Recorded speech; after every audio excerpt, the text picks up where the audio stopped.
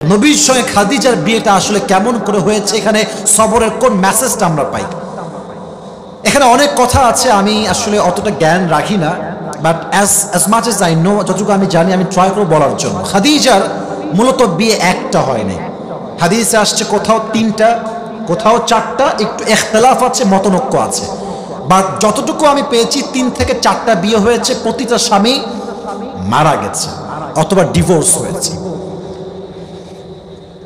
4 নম্বর স্বামী যখন মারা যান, খাদিজা রাদিয়াল্লাহু তাআলা আনহাকে রেখে, সন্তানের নাম ছিল হিন্দ, সন্তান রেখে মারা গেছে। প্রতিবার স্বামী গেছে, সহ্য করেছে বেদনা কষ্টের, কিন্তু এবার জাস্ট স্বামী মরে নাই। এই যুবক ভাইরা, ধৈর্যের লেভেল চেক করেন। বাপও মারা গেছে, স্বামীও মারা গেছে একসাথে। একজন মেয়ের জীবনে সবচাইতে আপন হচ্ছে তার বাবা পুরুষ হিসেবে, 2 নাম্বার হচ্ছে তার স্বামী, ঠিক কিনা বলেন যুবক ভাইরা আমার? এই 2 জন সবচাইতে আপন মানুষ, 2 জনই শেষ।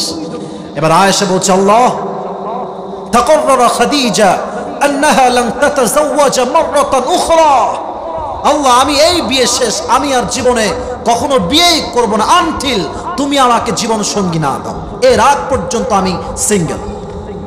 দীর্ঘ লম্বা সময় পরের কথা, যখন খাদিজা ব্যবসা শুরু করলেন, পুরো মদিনা মক্কায় তার ব্যবসার সুনাম ছড়িয়ে পড়ল। হঠাৎ তিনি একদিন ঘুমিয়ে আছেন রাতের গভীরে, ঠিক তাহাজ্জুদের সময়। মাথায় রাখবেন, ভোর রাতে যে স্বপ্ন আমরা দেখি তাহাজ্জুদে, এটা কবুল হওয়ার সম্ভাবনা একটু বেশি থাকে। সুবহানাল্লাহ পড়বেন না আপনার সবাই? তাহাজ্জুদের সময় যে স্বপ্ন আপনি দেখবেন, মাথায় রাখবেন এটা মোটামুটি কবুল হয়তো বা হতে যাচ্ছে, অগ্রিম ভাববেন। তো উনি স্বপ্ন দেখেন, দিকে দেখেন, আমার চোখ দেখেন, আমি বোঝাচ্ছি। উনি ঘুমিয়ে আছেন, হঠাৎ দেখছেন পুরো রাস্তা, মাঠ ঘাট অন্ধকার, অমাবস্যা রাতের মতো অন্ধকার।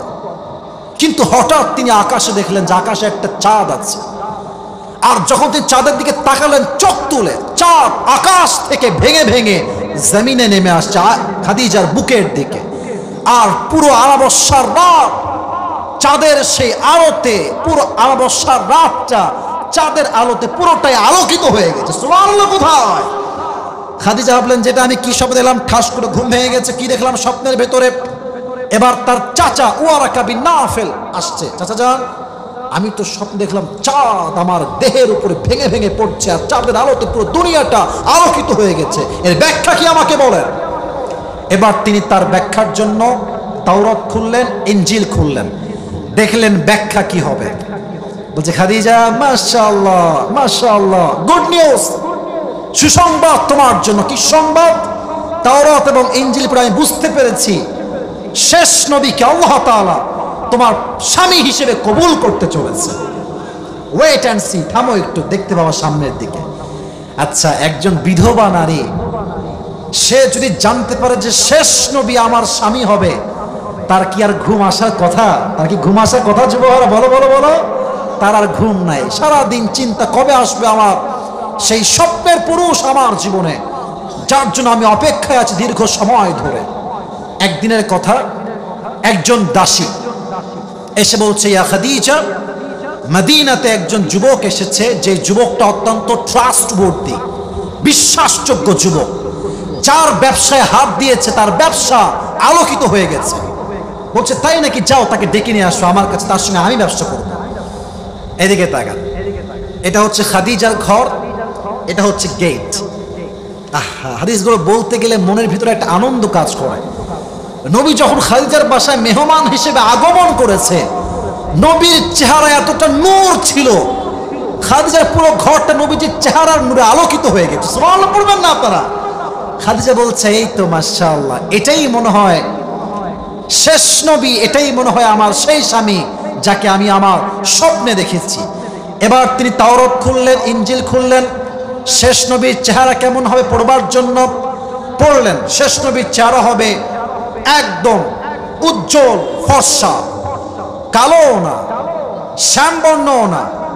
দেখলেন লেখা আছে শেষ নবীর মুখে লম্বা চাপ দাড়ি থাকবে। যেই মেয়েদের দাড়ি পছন্দ হয় না, এর নামে মুসলমান, কাজে মুসলমান হতে পারে না। যুবক ভাই, আবার বলেন তো, আমার নবীর মুখে দাড়ি ছিল কি ছিল না? আমার নবী কি দেখতে অসুন্দর ছিলেন? আমার নবীর মতো সুন্দর আর কেউ কি হতে পারে? পারে পারে পারে। চাঁদের চেয়ে সুন্দর তুমি, নবী আমার কামলিওয়ালা, দো জাহানের বাদশাহ তুমি, প্যারা নবী সাল্লাল্লাহু আলা, দো জাহানের বাদশাহ তুমি, প্যারা নবী সাল্লাল্লাহু আলা, চাঁদের চেয়ে সুন্দর তুমি, নবী আমার কামলিওয়ালা। সুবহানাল্লাহ পড়ে সবাই। নবীর এই চাঁদ মাখা চেহারা দেখে খাদিজা কনফার্ম যে he is the last Messenger, এটাই তো শেষ নবী। হাদা নবিয়ুনা মুহাম্মাদুর রাসূলুল্লাহ সাল্লাল্লাহু আলাইহি ওয়াসাল্লাম। বাট মেয়ে মানুষ প্রস্তাব দিবে কেমনে? লজ্জার একটা বিষয়। তো তিনি কৌশল করে তার একজন দাসীকে ডাকলেন, হ্যাঁ এদিকে আসো, খাবার দাবার হাদিয়া কাপড় চোপড় দিয়ে লোট। খাদিজা আপনি এত হাদিয়া কেন দিচ্ছেন? স্বার্থ কি আমাকে বলেন। বলছে এখানে যুবক আসছে, এই যে যুবকটা দেখছো না, তাকে আমার পছন্দ, বিয়ে করতে চাই, তুমি আমার পক্ষ থেকে প্রস্তাব নিয়ে যাবা। বলছে তাই, সমস্যা না, আমি যাব। ঠিক কয়েকদিন পরে খাদিজা দাসীকে পাঠিয়েছে নবীজির ঘরে, এসে নক গেটে, কোথায় মোহাম্মদ, আছো নাকি? গেট খোলো। গেট খুলেছে। প্রথমেই গ্রিটিংস, সালাম, অভিবাদন শেষ, কথাবার্তা চলছে, খাদিজার পক্ষ থেকে প্রস্তাব নিয়ে আসছে। তবে বলতে লজ্জা পাচ্ছে, মহিলা মানুষ তো বলতে লজ্জা পায়। তো বলছে যে মোহাম্মদ, কৌশল সিস্টেম দেখেন, মোহাম্মদ একটা কথা বলবো, মাইন্ড করবো না তো, রাগ করবো না তো? বলেন, কোনো সমস্যা, বলেন কি বলবেন। তো বলছে যে তোমার বয়স তো মাশাআল্লাহ, you are just 25 years old, 25 বছর বয়স, তোমার তো বিয়ের বয়স ঠিকঠাক, এভরিথিং ইজ ওকে, তুমি বিয়ে করো না কেন? তো নবীজি যে জবাব দিয়েছে না, আমাদের জবাব, এটা সবার কথা। নবীজি বলছে আমি তো বিয়ের জন্য এক পায়ে প্রস্তুত, বাট আমার কাছে না আছে টাকা, না আছে বাড়ি, আমাকে মেয়ে দিবে কে? আমি তো মোহর দেওয়ার সামর্থ্য রাখি না, একজন মেয়েকে খরচ দেওয়ার সামর্থ্য রাখি না, আমি বিয়ে করব কেমনে? কে আমাকে মেয়ে দিবে? এই আরব তল্লাটে।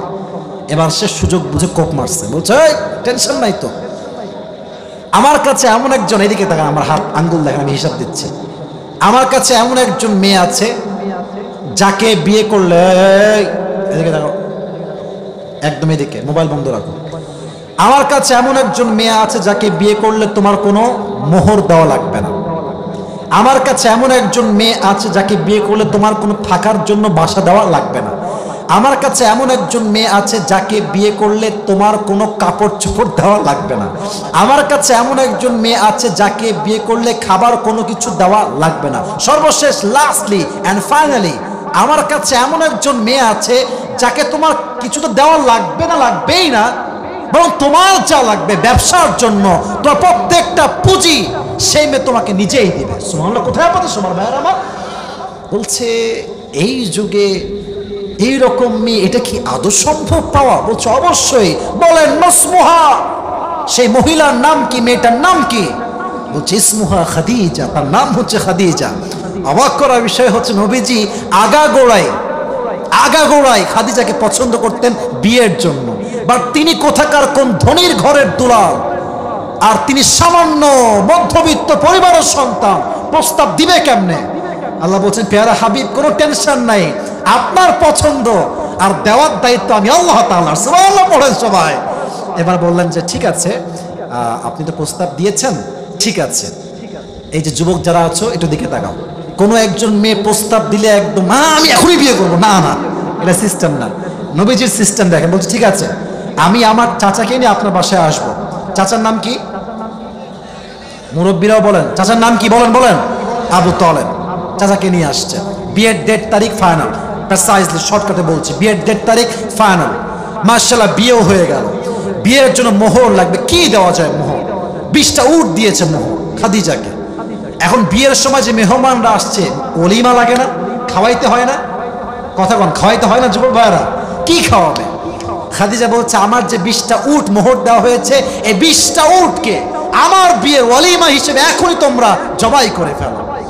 সব জবাই হয়ে গেল, বিয়ে হয়ে গেল, বাসররাত। এটা আমার মেসেজের মূল জায়গা। ডান পাশে নবীজি বসে আছেন, বাম পাশে খাদিজা বসে আছে। খাদিজা বলছে একটা প্রশ্ন করবো, আপনি রাগ করবেন না তো? বলছে বলো, কি প্রশ্ন? বলছে আপনি কি জানেন যে আপনার মতো এরকম শ্রেষ্ঠ পুরুষকে, এই জাতির শ্রেষ্ঠ সন্তানকে, এই যুগের শেষ নবীকে আমি আমার স্বামী হিসেবে কেমনে পেয়েছি? বলছে না, তা তো আমি জানি না। তা তো আমি জানি না, তুমি আমাকে বলো।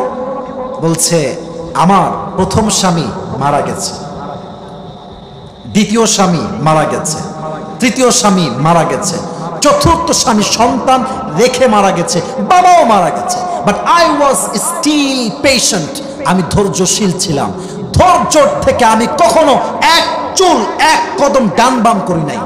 আমার এই ধৈর্যের গুণের বিনিময়ে আল্লাহ তাআলা আমার মতো একজন বিধবা নারীকে সর্বশেষ নবীর প্রথম বউ হিসেবে কবুল করে নিয়েছে। ধৈর্যের বিনিময়, ধৈর্যের ফলাফল। এজন্য কথা একটা, বিয়ে না হতে পারে, মাথায় রাখবেন, বিয়ে দেরিতে হলেও আল্লাহর কল্যাণ আছে, আগে হলেও আল্লাহর কল্যাণ আছে। আল্লাহ যা করেছেন যদি সবর ধারণ করতে পারবেন, মাথায় রাখবেন শেষ ফলাফলে আপনিই হাসবেন। ঠিক কিনা বলেন?